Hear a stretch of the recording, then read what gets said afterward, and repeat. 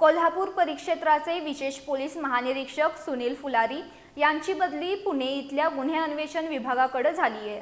त्यांच्या जागी कोल्हापूर परिक्षेत्राचे नूतन विशेष पोलीस महानिरीक्षक म्हणून पुण्यातील पोलीस सहायुक्त रंजन शर्मा यांची नियुक्ती करण्यात आली आहे।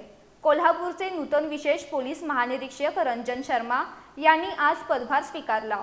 यावेळी पुणे इथं बदली झालेले विशेष पोलीस महानिरीक्षक सुनील फुलारी यांना निरोप देण्यात आला।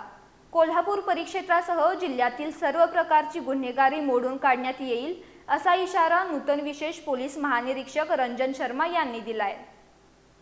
महाराष्ट्र शासनाच्या गृह विभागाच्या वतीनं राज्यातील अपर पोलीस महासंचालक, विशेष पोलीस महानिरीक्षक, पोलीस उपमहानिरीक्षक तसंच भारतीय पोलीस सेवेतील एकूण 48 अधिकाऱ्यांच्या पदोन्नती आणि विविध पदस्थापनांवर बदल्या झाल्या आहेत।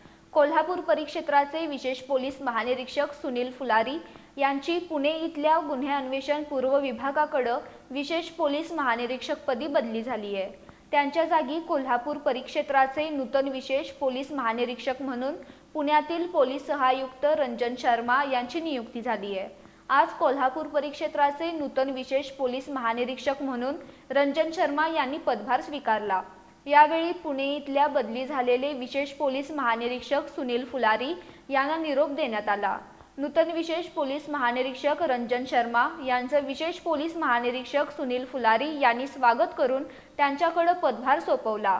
म्यूल बँकिंगसह सायबर फसवणूक आणि सर्व प्रकारच्या आर्थिक फसवणूक तसंच शस्त्रास्त्र विक्री, अंमली पदार्थांची विक्री यांसह सर्व प्रकारच्या गुन्हेगारीचं मूळ शोधून ही गुन्हेगारी मोडीत काढली जाईल असा इशारा नूतन विशेष पोलीस महानिरीक्षक रंजन शर्मा यांनी यावेळी दिला। गुन्हेगारीवर नियंत्रणासाठी, लॉ अँड ऑर्डरला मेंटेन करण्यासाठी जास्तीत जास्त प्रिव्हेंटिव्ह ॲक्शनवर लक्ष दिले जाणार आहे। यांच्यामुळे की क्राईम ही कंट्रोलमध्ये येऊ शकतात आणि लॉ अँड ऑर्डरमध्ये आपल्याला कंट्रोल करण्यामध्ये मदत मिळते। पोलीस दलाचा कारभार जनताभिमुख करण्यासाठी विशेष प्रयत्न केले जातील असं नूतन पोलीस विशेष महानिरीक्षक रंजन शर्मा यांनी सांगितलं। यावेळी पोलीस अधीक्षक निलोत्पल बसू यांच्यासह पोलीस अधिकारी आणि कर्मचारी उपस्थित होते।